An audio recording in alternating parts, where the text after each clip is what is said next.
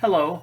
I wanted to give you a little bit of feedback on the first week. I just finished grading the discussion board assignment from last week, and so you can go into the grade section of Moodle and check out your grade along with my comments on your posts.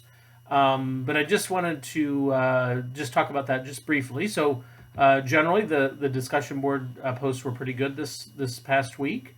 But a couple things I want to alert you to. One is that remember that you do need to submit your first post by Friday evening at 5 p.m.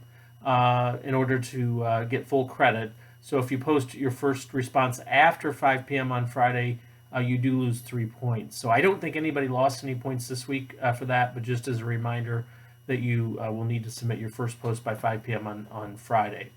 But the other thing I wanted to mention is that the length of your discussion board posts, there's information on how long they need to be in the question and also on page 7 of the syllabus. But just remember that your two responses need to equal 10 full sentences.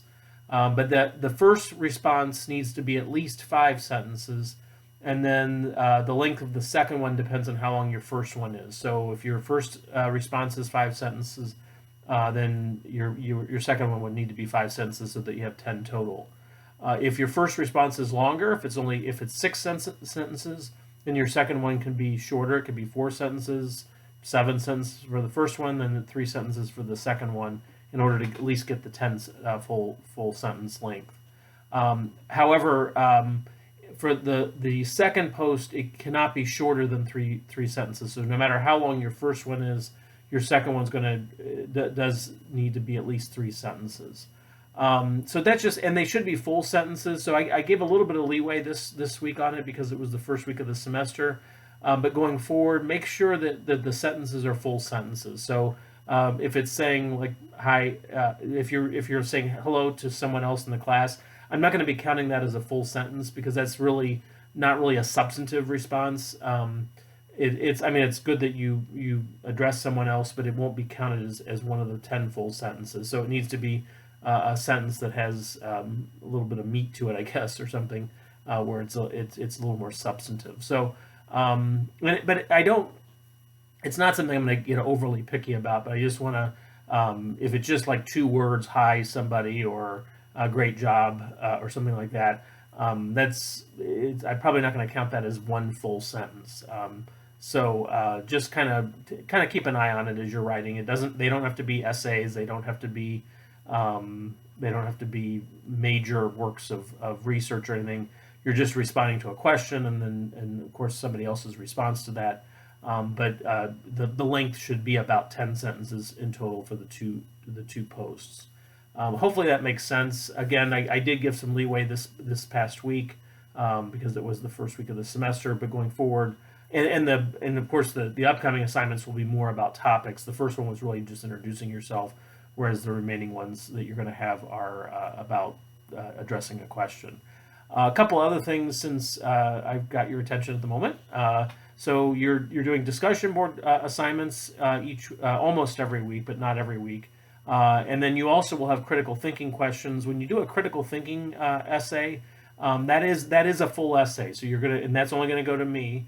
It's not something that's going to be posted anywhere else. But you do need to write an essay. Now, people sometimes ask, does it have to have an introduction, a body, and a conclusion? It does not. As long as you're addressing the question, you don't have to have it as a formal essay, but it should be essentially an essay response. It should be about 400 words. And if it's less than that, particularly if it's a lot less than 400 words, you'll start to lose points. And if you look in the syllabus, you'll see the kind of that it's 30 points, 15 of them. Essentially, it's going to be, are you addressing the different parts of the question? Usually most questions will have at least 2 parts to them. So if you do outside research, make sure you cite it. That means that you need to tell me where you got the information.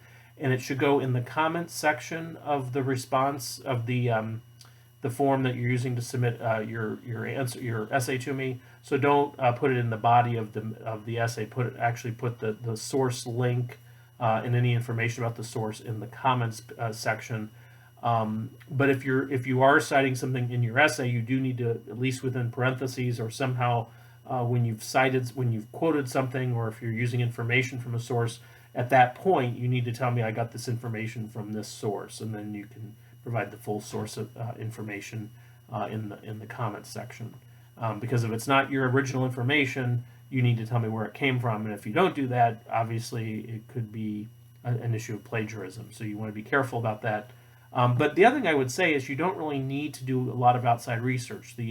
I create questions, both critical thinking and discussion board questions, based on the material in the book that you have access to, and also based on the PowerPoints and the other materials that are included in the class, including these videos. So you really don't need to do any outside research.